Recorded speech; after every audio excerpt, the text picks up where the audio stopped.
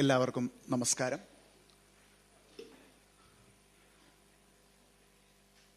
ഗുരു മാർഗി മധുചാക്യാരുടെ ഷഷ്ട്യബ്ദപൂർത്തി ആഘോഷത്തിനോടനുബന്ധിച്ച് നടത്തുന്ന രണ്ടാം ഘട്ട പരിപാടികളിലേക്ക് നിങ്ങൾക്ക് ഏവർക്കും സ്വാഗതം.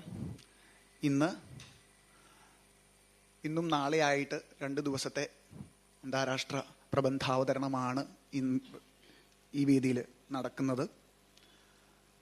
A warm good morning to all. We are now beginning the international seminar, the second phase of MADHUPARVAM, as part of the celebration of the 60th birthday of our revered Guru, Sri Margi Madhuchakyar. And as you can see on the stage, we are having our dignitaries already set up for the coming discussions. So for that, the seminar is being curated by the world-renowned Indologist and a very happily cherished member of our Nepatya family, Professor David Shulman.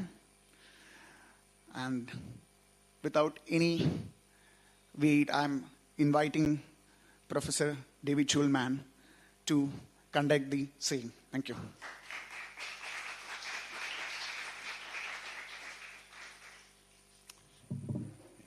Good morning, everybody. Suprabhatam. We all know why we're here. This is a special moment. Somebody has a 60th birthday. There's reason to celebrate. In the Tamil country, many of you may know, in Tamil country, if one member of a couple, a married couple, reaches the age of 60, they very often go to the temple of Tirukadayur. It's a beautiful temple in the Kaveri Delta. That's where Lord Shiva is Yamantaka or Kalantaka. He killed death in that temple. And the married couples, many of them married for many decades, they come to be married again. They do another marriage ceremony. It's a very beautiful thing to watch.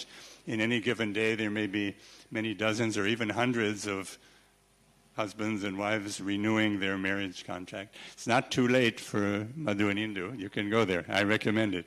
It's a beautiful place. And that's one way to celebrate the Shashti of the Purti.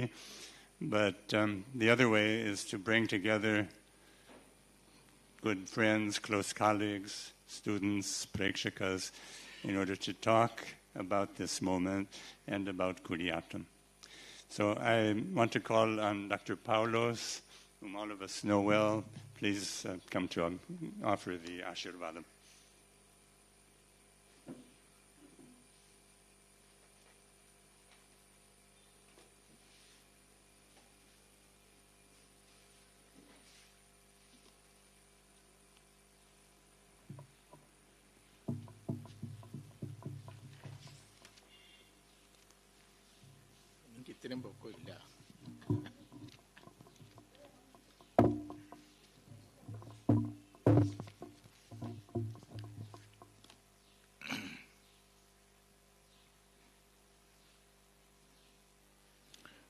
Dr. Shulman, our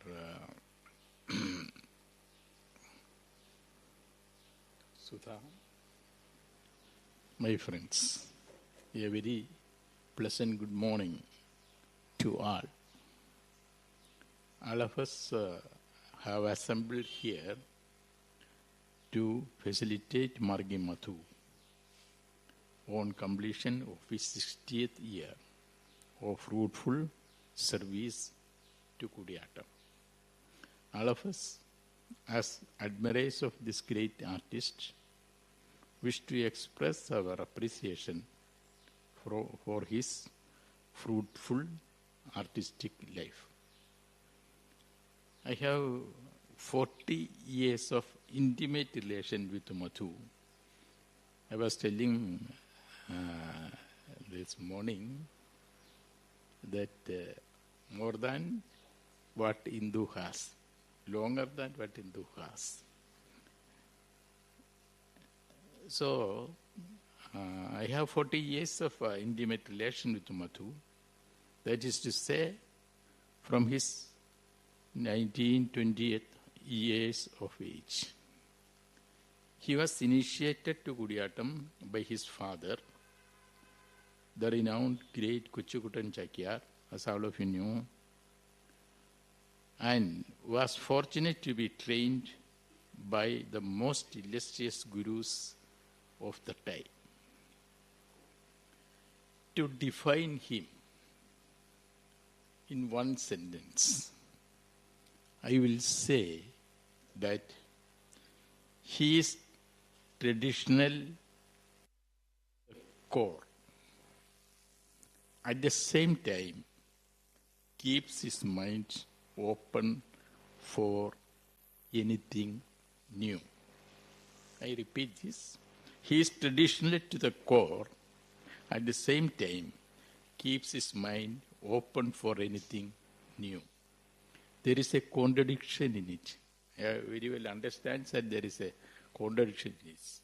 To be a traditionalist, tradition on the core, and to be new to the circumstances around him will contradict itself. But I think these two contradictory things harmoniously rest with Madhu, and the success of his life lies in this harmonious combination of these two. The first part of, that is, he is a core traditional. He is traditional to core. The first part, you all know, and it needs no further elaboration. The second, I think, needs some explanation. You have, say, nearly 30 minutes, less than that now, with me. So I will try to explain within this 30 minutes, the rest of it. The second part of it. How does he combine harmoniously these two things together? You know, the history of Indian theatre is go back to, say, 2000 years or more, whatever it be. Several quarrels, that is my point. Whether it is 2000 or 3000 or more than that, whatever it be. Several quarrels in it. There are several quarrels in it with tradition. In the history, there are several quarrels with tradition. Quarrel with tradition always is a break. And every break contributes to the progress. That's my thesis here. And Bharata quarreled with the theatre of his time. See, at the time of Bharata, the pre-Bharatan theatre, at the time the theatre was only one motto, that is Hasedi Remedi. Hasayadi Ramayati. That is to please and to make laugh. That is the only intention of theatre at that time. So, the Bharata said, no. Theatre has to present a model for an ideal life. It is not just to laugh and not just to caricature others. It should have an ideal, it should present a model, an ideal life. The hero should be from the Idihasas, drama, etc., etc., Idihasas. Things. So that was accepted everywhere. And you know, the Natya Shastra explains this. It gives a model every character is a model whom we can follow. So, the moral of theatre was prescribed by Bharata on, say, the principles of Idihasas and all these things. It went on well for the first 1,000 years in India. First 1,000 years of the history of Nadi-shastra. It went on well. Then there was another quarrel. I am coming to the present. Another quarrel. Kulasekhara of Kerala. He was a king. Kulasekhara of Kerala. During the Chera period, that is 800 to 1000, 11,020.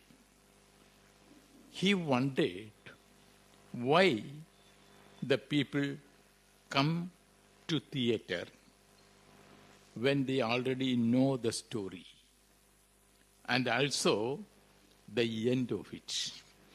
Nobody wants to know whether Arjuna will marry Subhadra or anything danger will happen to them. They know it. Arjuna is going to marry Subhadra. Then, why do they come to theatre? What do they want to know from theatre? That is the question of King Kulasekhara. He said, it is not the what that's important in theatre, but it is the how that's important in theatre. So this was a quarrel, and there was a break for the Kerala Sanskrit theatre from Bharata's theatre. And it gave birth to the emergence of Kudiyatam. It came there. Now, what is important here? So, this was a break from the national tradition. And this break gave birth to Kudiyatam. And it has also several stages, breaks, and again, that's all that we take it here. Now, Kudiyatam emerged in the 12th and 13th centuries. Kudiyatam enjoyed a comfort zone in Kerala, so to say, in a very comfortable zone in Kerala. 4 generations, for 800 years or so, provided by the temple premises.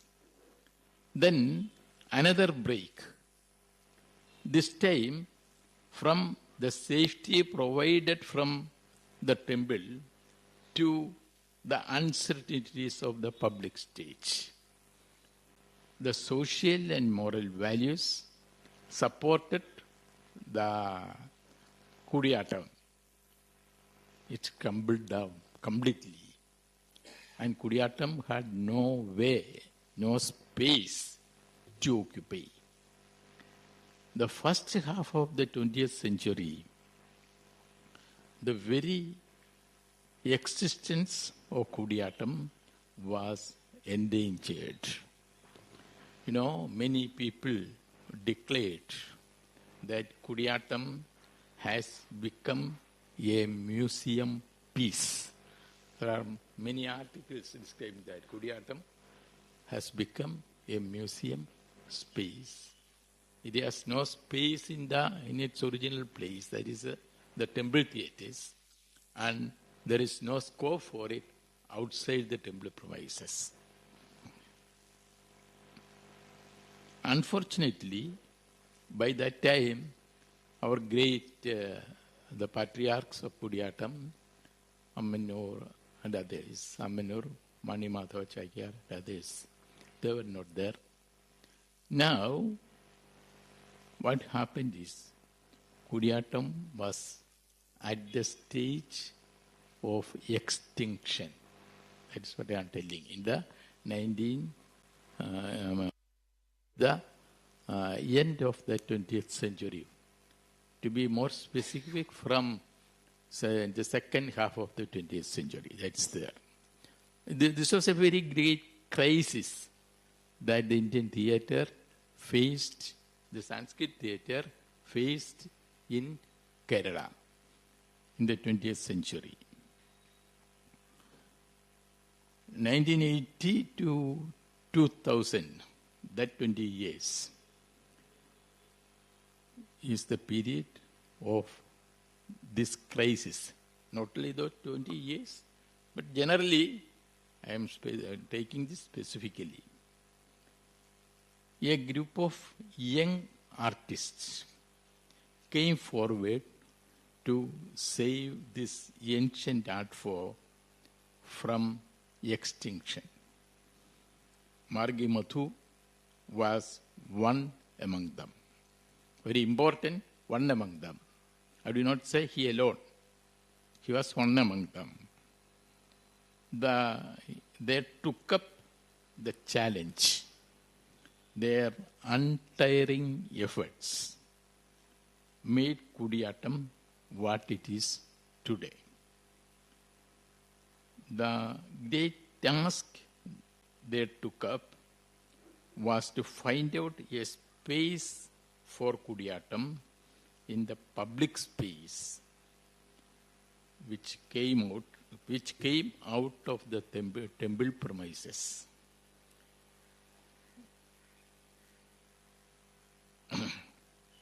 To say in one words, these young artists saved Kudiyattam from the museum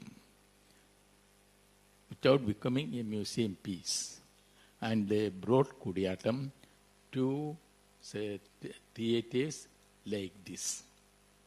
It is because of that we are here to see a Kudiyattam and to celebrate a Kudiyattam festival. The first effort of Margi Madhu. So this much I am telling you in general terms, and now I am going to come to Madhu's contributions. Margi Madhu of the stage was, I am not going to tell you anything about his practices on stage or anything of his performances that you are clear here. That is the second part of the definition that I am going to. How this team, how they made Kudiyattam, how they provided a space for Kudiyattam outside the temple premises, and how did Kudiyattam become very important for our discussions all over India.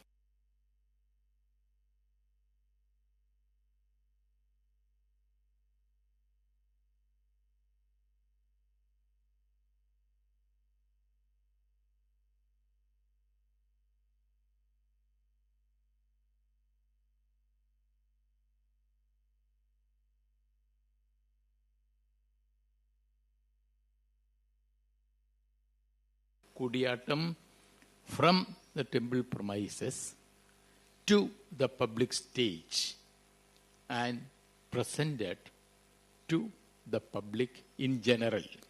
The public means those who have not seen any Kudiyattam before, and in many cases those who have not heard of Kudiyattam as such. Even if anybody has heard it, they will say, no, that's nothing more than that. To such an audience, to such a public, they brought Kudiyattam and made it wonderfully well, as many of us now seek after it. Madhu's first, not performance, first research work on Kudiyattam to bring it to the public. I think many of you have seen this thing.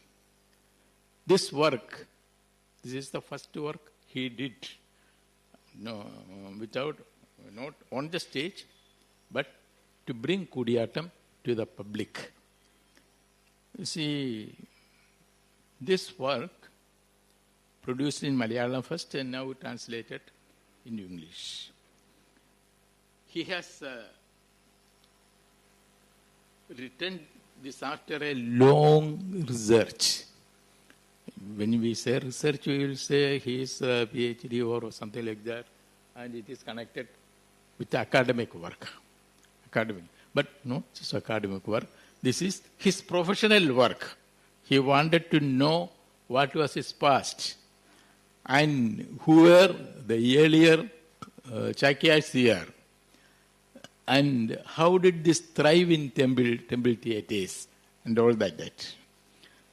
It gives us a general idea of the place prescribed in temple theatres.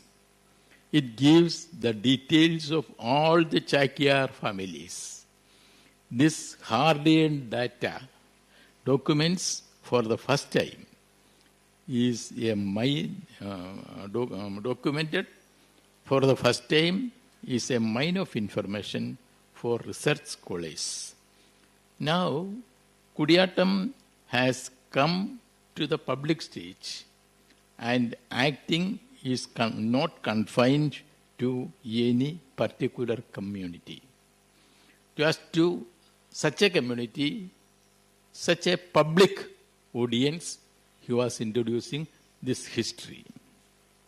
Yet, this document is important in reconstructing the practices of the actors, the actors followed for over 500 years. This is a wonderful work. So, if any of you who have not seen it, should go through and know the history of Kudiyattam for the past 100 years, and who were the Chakyas and whatever they did, and how they presented these things on the stage. This is the first point I am telling. Another, Madhu had prepared stage manuals for many Kudiyattams, which we see now. And one of his best stage manual is the one he did for Karnavaram while in Sanskrit University. He excluded his activities, he extended his activities in a global level. Desdemona was such an attempt.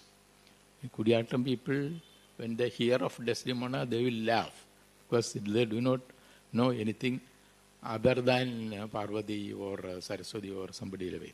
But this is on Desdemona. Desdemona was such an attempt. Artists from distant countries participated in its production. Madhu represented India. He presented Desdemona in Kudiyattam style. He presented Desdemona in the Kudiyattam style. This was an accelerating experience, so to say. The encounter with the artists of the traditional actors from 7 countries was enough to instill confidence in the actor as his medium. These experiences gave confidence him to try on Macbeth.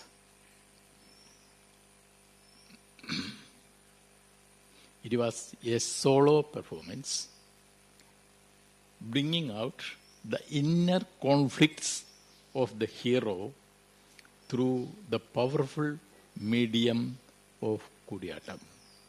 Here I will add one thing more.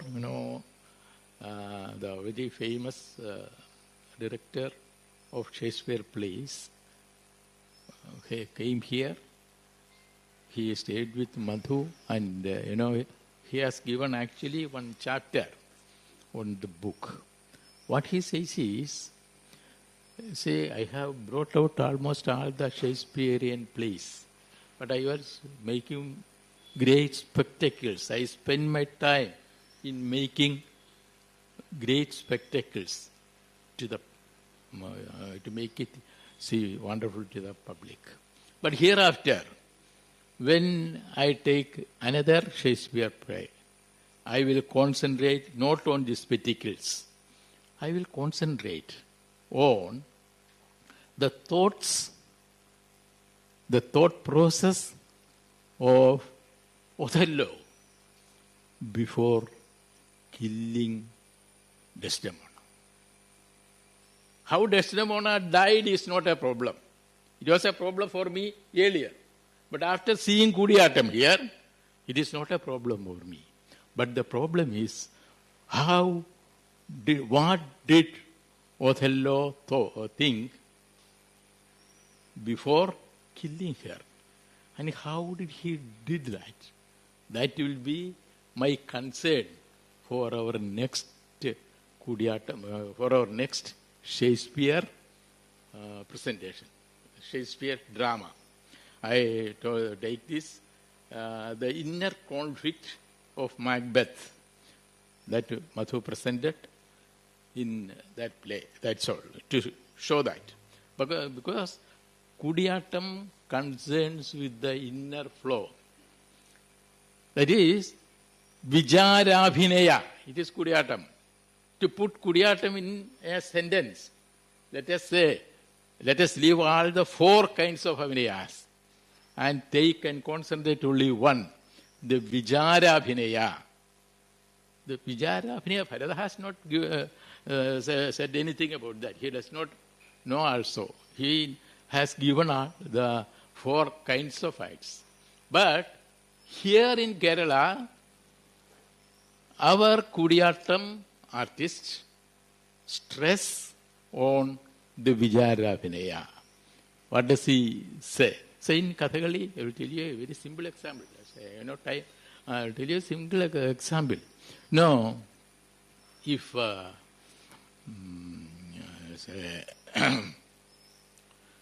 Uviyashan in the 3rd day of Nalajaridam, if he simply goes, what will we think of him? He repudiated his wife in the forest, and now he is simply going. But you know, all the 3rd act there is meant for his thoughts. What will happen to her? There are cruel animals there. How will she recover? Will she recover? Will she remember me? Will she forgive me? All the 1 or 1.5 hours is devoted for this Vijarabhinaya. Take this 3rd act, the 3rd day, and this Vijarabhinaya, then Allah will be the cruelest human being in the world, in our mind, that's all. So, what I am saying, the inner conflict of the hero, Madhu presented in the Shakespeare drama, that I was explaining it. So, these modes of Abhinaya, it was presented to the audience. They felt it as something new. Now, the text gives the details of the presentation. Now, I will come to another book. This is, I think you might have seen it, at least. This is Madhu itself. The cover is of Madhu. This is improvisations in ancient theatre. This relates to Madhu's performances and Madhu's directions and many things here there. This text gives you details of his presentations of a part from Vengi Vekya.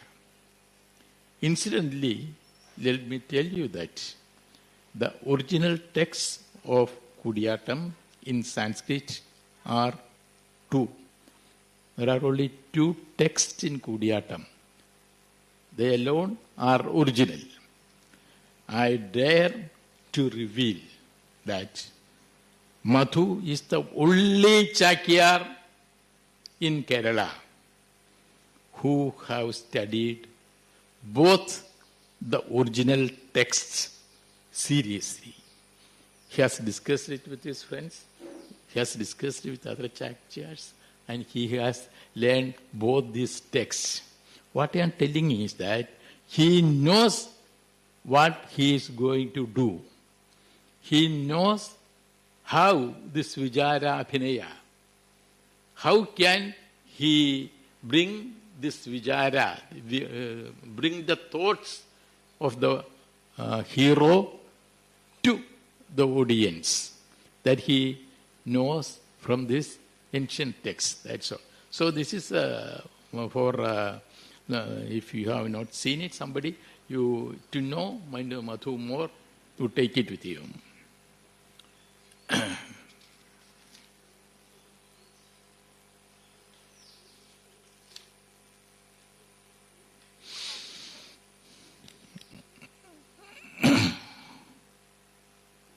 Needless to extend these instances, what I was telling was to bring Kudiyata to a new space, to create a new space Kudiyata. What Madhu did was not presenting it on stage, but he also prepared the audience about the technicalities, about the intentions of the author, and about, say, the techniques of Kudiyatam through his works. There are many works. I gave you only 2 examples here. Needless to extend these instances further, what I wanted to express here is that what he learned from his gurus are great lessons. But greater still are those what he earned by himself from observations and other classical performances. He was what his gurus taught me to present on the stage. That alone is not his. That alone is not his practice. He has studied all these works well, and he has presented these thoughts, and he has directed many things. This Vingivyakya, this is, this improvisation he has presented. I think I missed it here. This Vingivyakya, this is the a presentation of Vingivyakya, a small incident in Vingivyakya. He developed it to a big drama, very good drama for 3-4 hours. That's it. And how to develop it in such a way. That's it. Now, I close it. Earlier people believed that the span of human life extended to 120 years.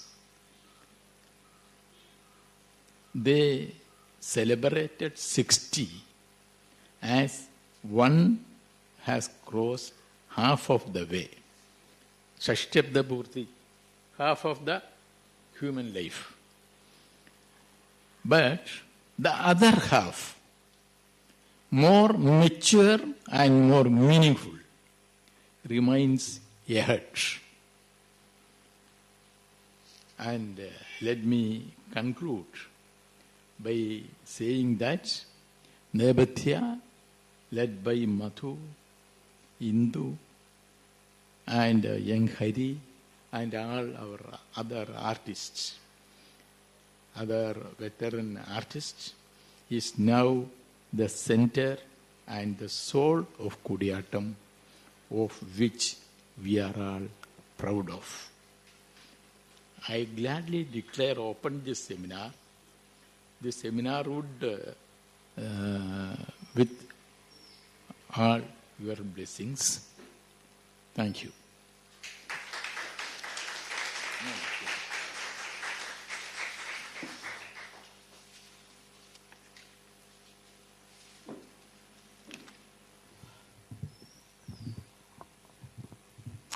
Thank you, Dr. Paulose. You have certainly touched on many of the essential points. I'm going to speak just a little bit about Madhu and also about singularity, the principle of singularity.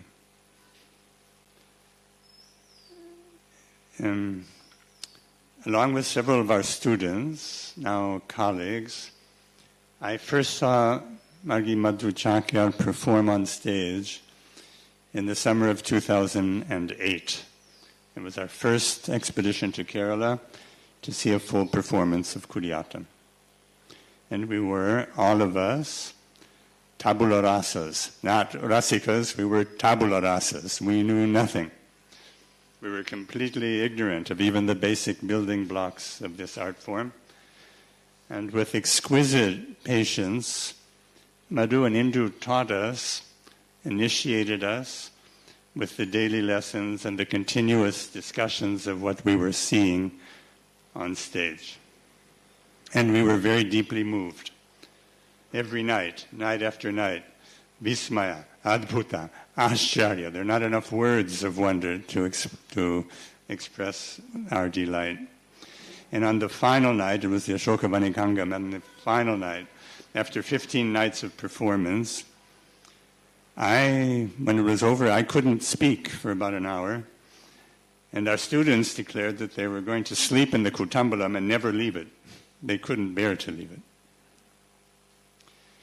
It wasn't the first time I had seen Kuriyatam. I had the great privilege of seeing the legendary Amanur Madhavacharya perform at Irinyalakuda. And we also had an hour of very wide-ranging discussion with him. But I was not yet ripe for Kuriyatam.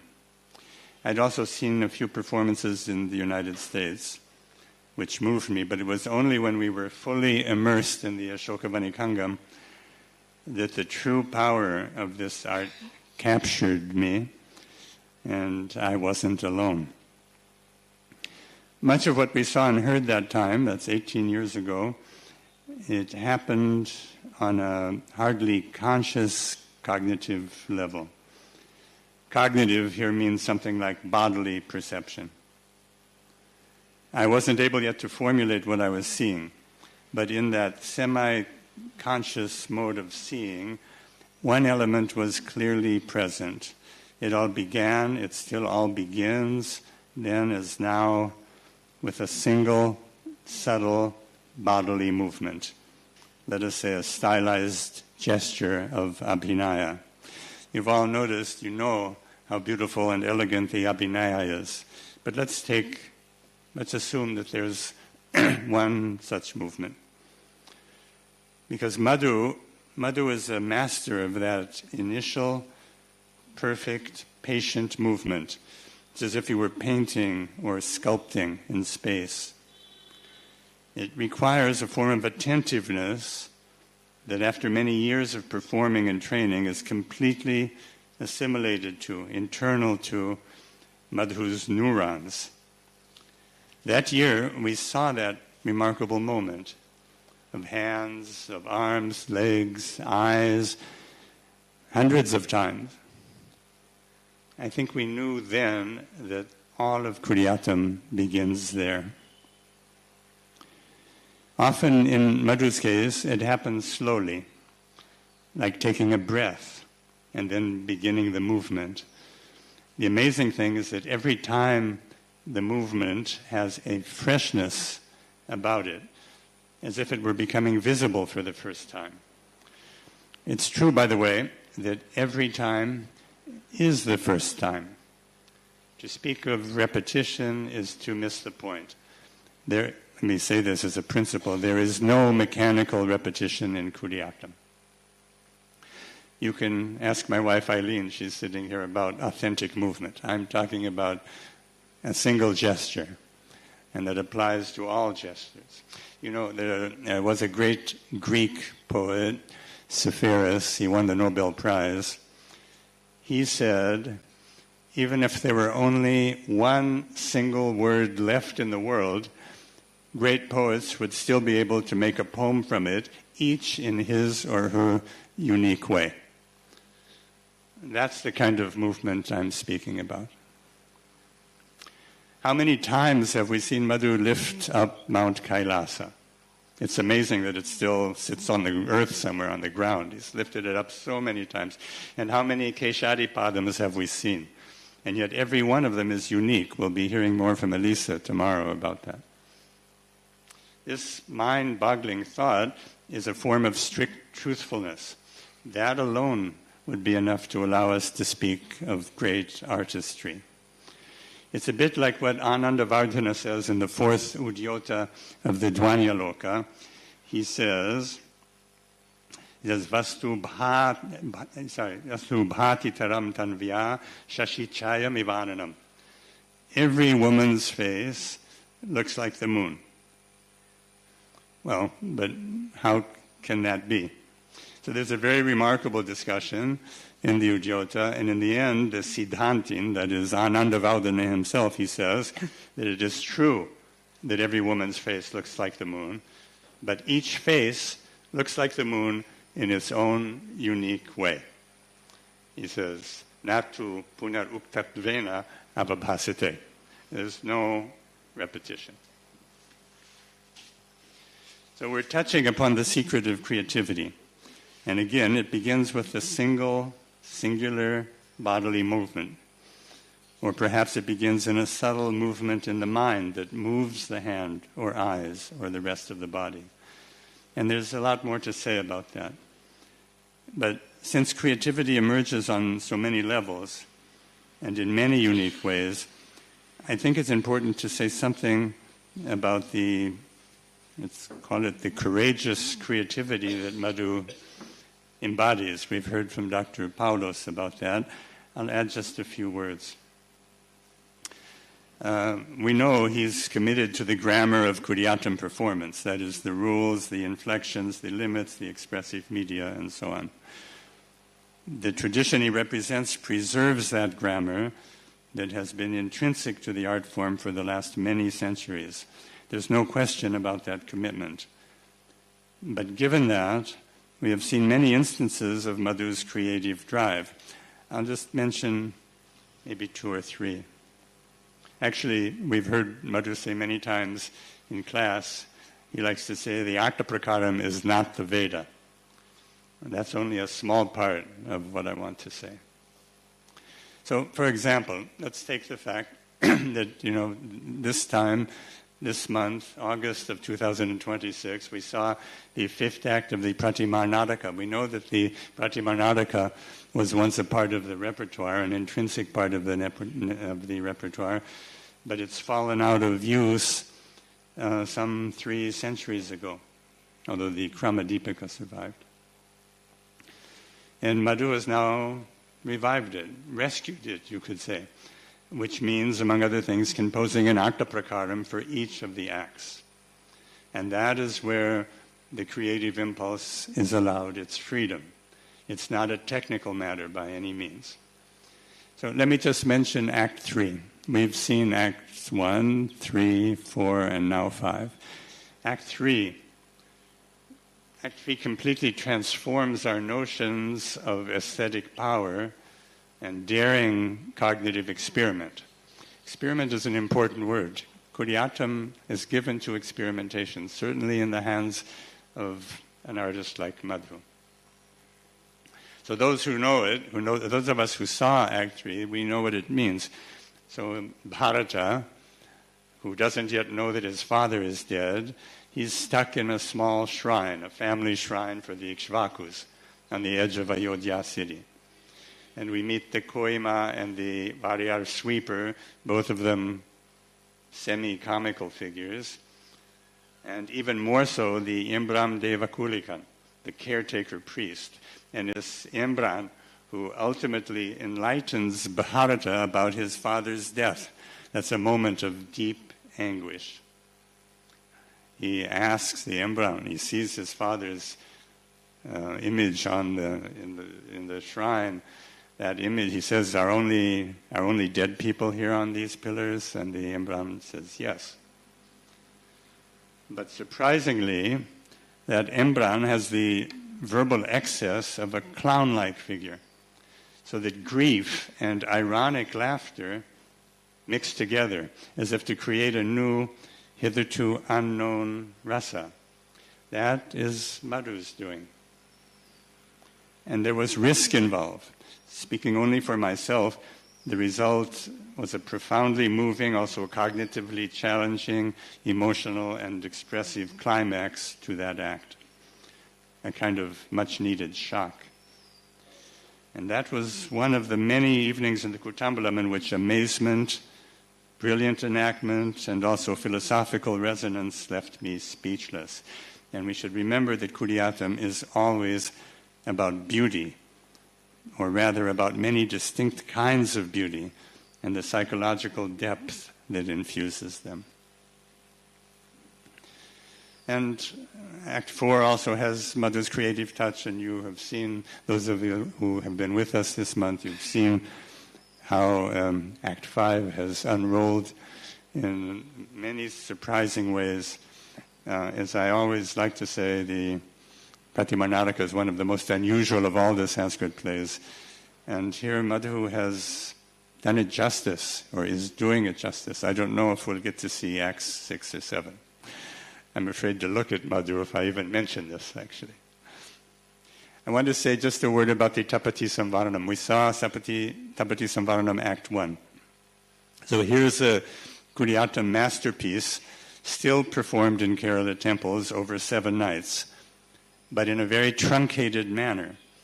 The true core of the Sanskrit text, Act 1, lies in the discovery of a love poem in Prakrit, inscribed on a leaf earring first discovered by the Vidushaka. And that moment of revelation, the decipherment of the Prakrit text of the poem, is no longer part of the temple version of this play, even though it's the heart of Act 1, the core of it. Madhu has revived it with a new Atta Prakaram composed with input from Indu and Srihari and Vasudevan. He's revived it with a new Atta Prakaram, and surprisingly, the hero Samvarana is capable of reading the Prakrit poem and even capable of understanding its implication. He's already in love with Tapati, the daughter of the sun, although he doesn't actually know this. And the poem triggers something in his mind and in ours. Nepatya's performance of Act 1 from this complex play is a revelation. No doubt very close to the original Kudiyatam mode of performing it many centuries ago. So it's a kind of a miracle that it has been revived and we've been able to see it, and that the tradition has somehow survived. And last year we also saw Madhu's version of the Madhu-Vilasam. There are many people in this room who know that the Madhu-Vilasam was performed in Kudiyatam, but only the first 2 or 3 verses were performed over a period of 3 days, about 12 hours of performance. But actually the Madhu-Vilasam is a fantastic text full of all kinds of action and a lot of comedy and parody and farce. And that's how Madhu produced it. He produced a complete version of the Madhu-Vilasam, which I think has not been performed in Kerala for the last 1,000 years or so. So that too is part of the creativity and the singularity. I don't want to take any more time.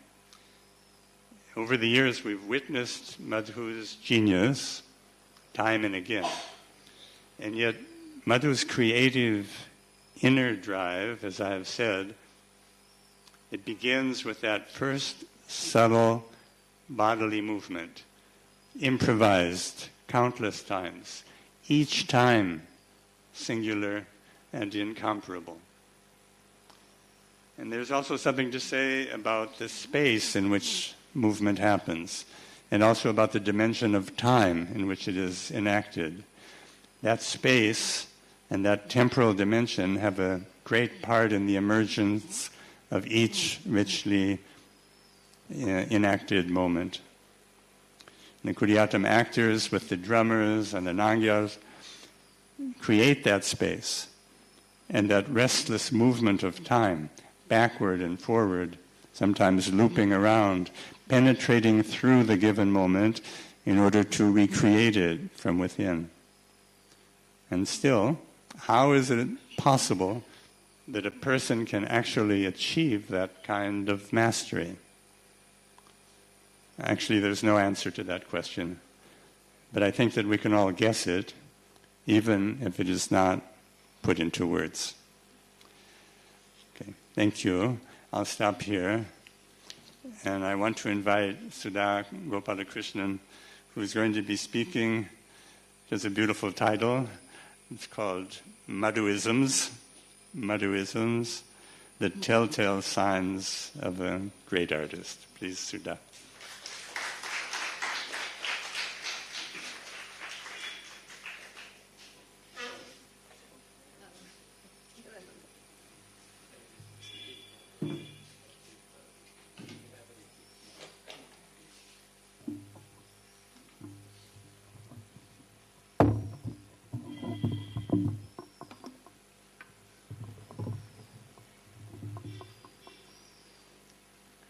Good morning to everyone, and first of all, my hearty felicitations to Margi Madhu Chakyar, whom I have seen as a very young student, perhaps being introduced to the art form of Kudiyattam, though he had trained himself a little bit before that also.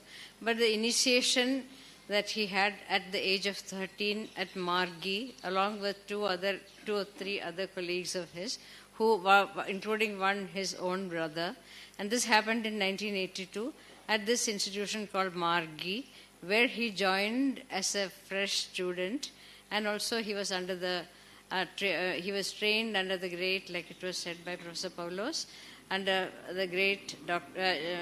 Amanur Madhava Chakyar, and also his own father Amanur Kochukutan Chakyar. So that was when he made his first steps into Kudiyattam. And I have been watching him, of course, I mean, with some break in between, because I had to leave this place called Trivandrum, where Margi was established. And the Kudiyattam school started in 1982 with this inauguration of this training for these 2 to 3 people, and how Madhu has developed from there as an actor progressively with the creativity that Professor David Shulman was talking about, and how he reached at this point of time. So in this context, I am calling this Madhu-ism.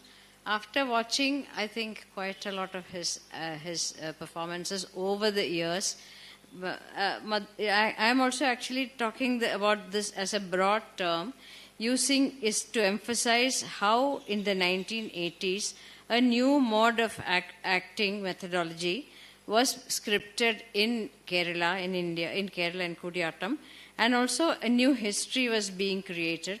Perhaps I would like to say as a counter movement to the established modes or norms of theatricality that had become prevalent at that time in Kerala, started by Kerala Kalamandalam, which was the need of that hour. As most of us know, Kudiyattam was restricted to the temples till the second part of the 20th century. It was this bold step of Sri Payankulam Ramachakya to take it out of the temple and take it to a democratic space, which made Kudiyattam more accessible to all kinds of people, which was before restricted to a select few according to caste norms. So coming to this, but there was a lot of compromises and that the first choreographers had to do. I'm putting this in context for people who may not be that familiar with this part of its history, and it had to be edited to, long stretches of Kudiyattam, which we are seeing, for example, also sometimes going up to 42 days, sometimes to 27 days, 16 days, had to be edited to be seen through the course of an evening. So how much editing and how much shortening has to be done, that imaginatively, but the emphasis became more on the plot than on this long stretching nirvahanam or pakartnatam, in which an actor also takes on other roles. And these are the two crux principles of Kudiyatam, but they had to be compromised, and so that, the audience who comes to the theatre at about 6 or 6:30 can go back happily seeing the entire part of either one full act or one episode or one aspect of it. And Kudiyatam had become, that was what was happening at that time.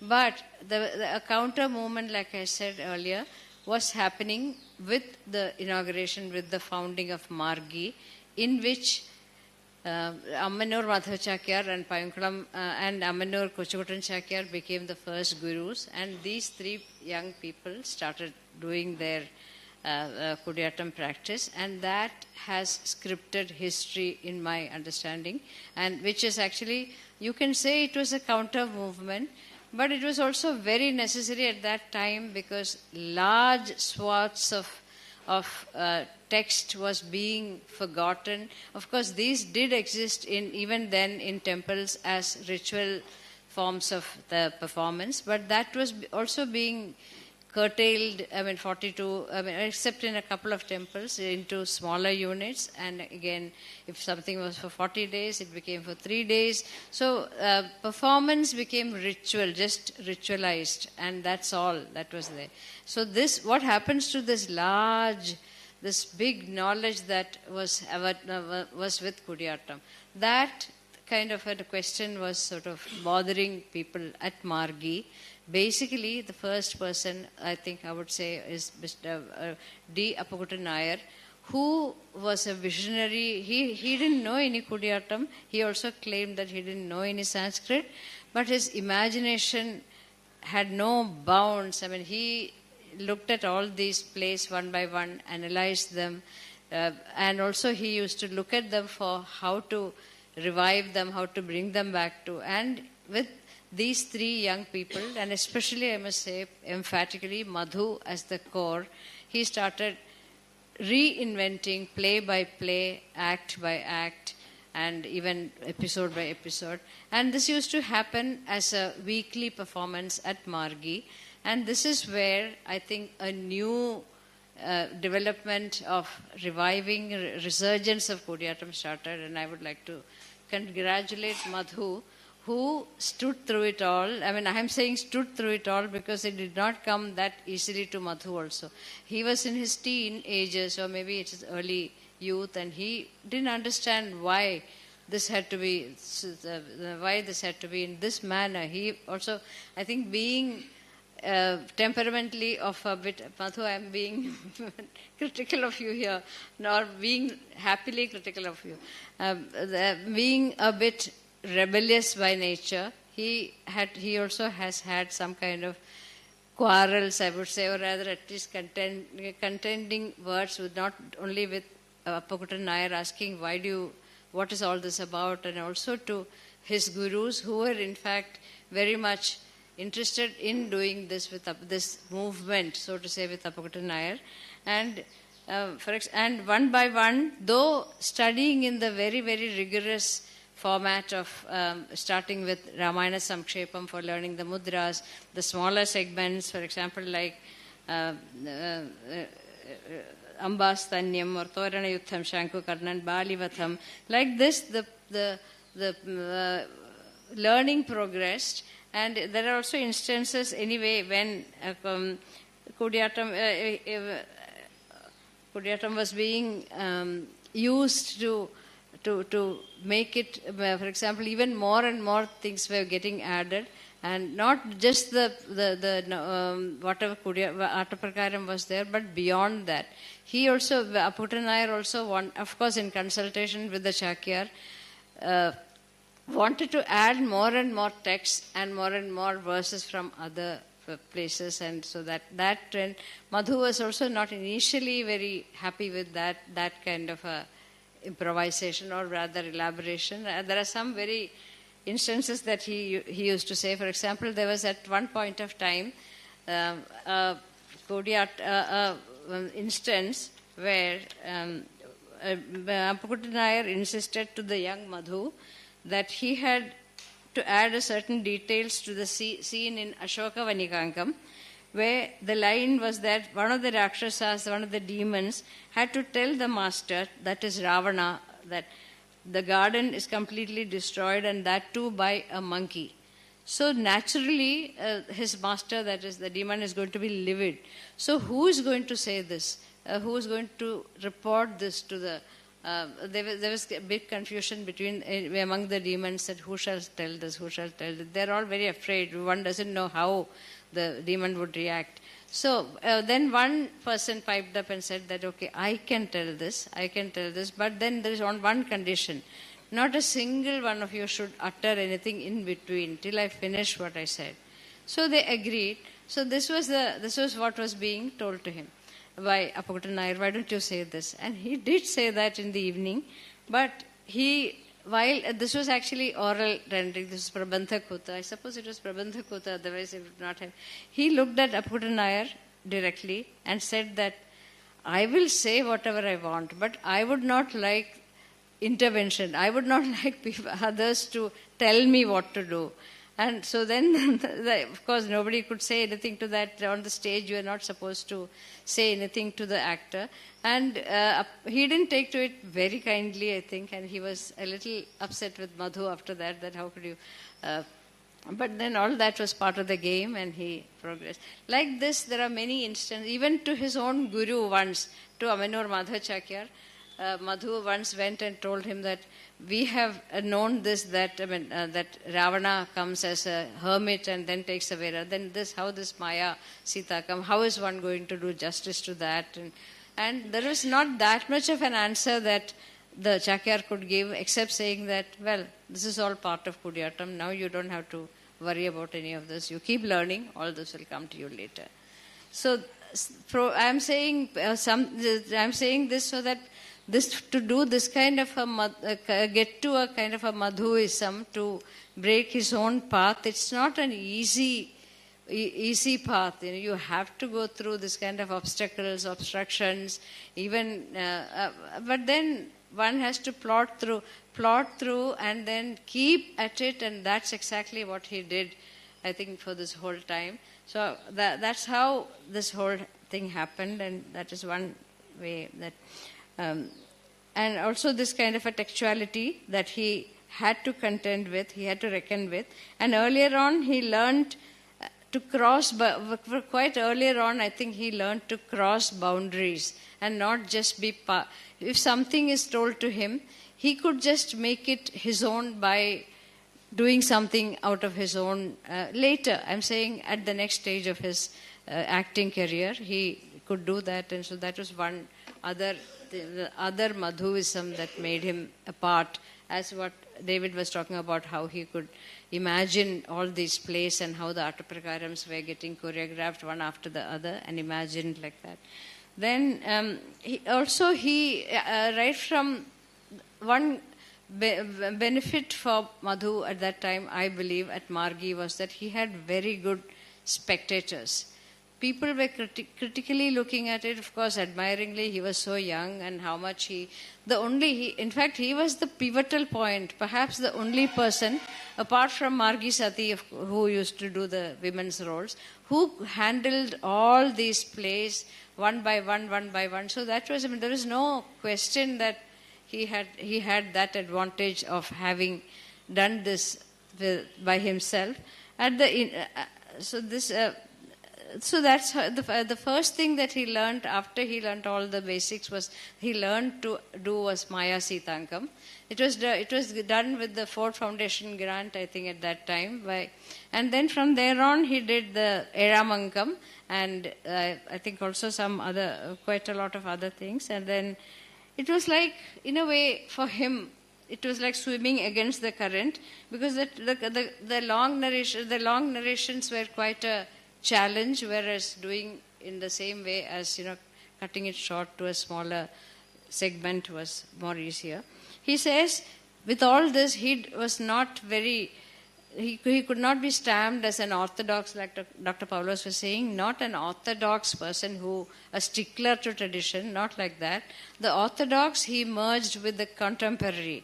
This is to say that the subject may be Ramayana, or it could be Macbeth, or it could be, but what one brings into it, what is the creativity that one brings into it, that is the crux of Kudiyattam. So he was very conscious of that right from the beginning. And then after Margi, he joined the Shankara University, Sri Shankara University as faculty.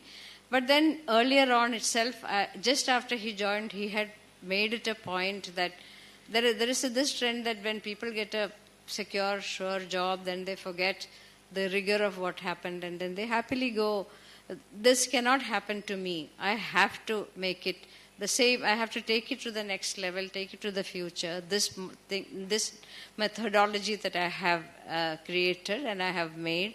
So that is how, in a way, this Nepatya was started, and also the young three people again, like God sent, the young Yadu and Rahul, and of course Sri Hari later, Vishnu, all these people joined, and then of course that had its own progression later. I will not get so much into it, but also of course Indu being she stood with him for right through, and her own Nagyar Kuta also. Also, I must talk about a little bit about Prabandha Kuta also, which is the oral narration that goes side by side, and that is a corollary to the Kudiyattam Abhinaya acting. This is through words. Madhu has exceptional command over that language of Prabandha Kuta. It is not just that, and what he brings into it again has this thing. He says that a story is not just a story. Story is not for its own sake. Just like Kudiyattam, where one adapts, where one brings in more and more nuances and how develops, that is where the interest of Prabandha Kuta also goes. So that developed alongside through Ramayana Prabandham, through the Prabandhas of Melpatur, and also of course Mantrankam, Purushartha Kuta, all these also happened. Parallelly, I would say, Nirvahanam. I think the Mukha Mudra, the basic point that he has imbibed is how the Nirvahanam, that can be seen in his students also. Yesterday's Marichan's frenzy and the depression in the last play, the depression of Rama himself, all these are through Nirvahanam. Like Dr. Paulose and Dr. Shulman were saying, how the actor, that's a high point of acting, and how he mastered that through his own special ways and methods, I think is a very important landmark of a big Madhu-ism. And as a choreographer, that has come to his aid very much. And of course, as an author, again, Dr. Paulose mentioned his book about Kudiyattam today is about actors of the earlier generation, how they did, what they contributed, what are their families, and also something called Adiyandara Kuta, which is a ritual context, which paved way, in a way, for Kudiyattam to flourish even now, because even at a time when sponsorship was low, people's attention was low, some temples were insistent on doing it at least as a ritual, so that in a way partly saved Kudiyattam from being like extinct, right, much before. Some of the things that he has brought into the theatre, I'm just mentioning, I'm not giving, I have some examples. One is sukshmata, subtlety, for the finer details. That's what, when you see Madhu acting, those finer details to a nuance, to a context, that is what strikes you. He also mentioned something called pada prayojanam, adapting the word to enhance its meaning. For example, Kalita Moda Paribhranda Alimalaya Ramani Ramanam Chakre Ramani Angam Rakhudvaham. Amoda means fragrance, but it's beyond fragrance in Madhu's Abhinaya. How should fragrance happen? Fragrance can happen only with Madhu, only with honey. So honey gives for example, those flowers without Madhu, without some honey, has no fragrance. So how to bring in that nuance to that? So he concentrates on that. And there are many. Uvana Shodasha Varshoyam Ramo Rajiva Lochana. Rajiva Lochana is somebody with a lotus eye, but why Rajiva Lochana? Rajiva Lochana also because Rama is such a small boy to be taken by Vishwamitra. In the evening, his eyes are just, he becomes sleepy and his eyes droop. So Rajiva Lochana, like that many.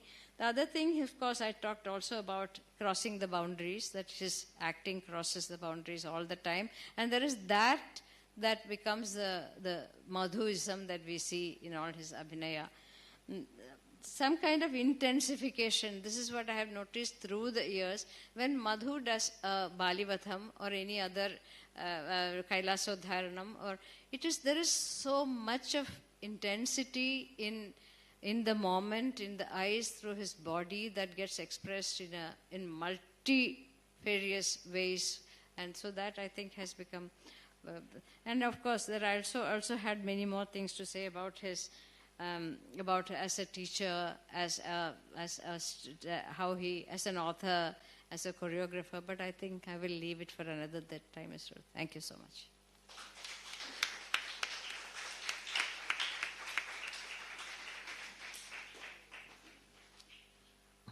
Thank you, Sudha. I think it's tea time. We'll take a 20-minute break, okay?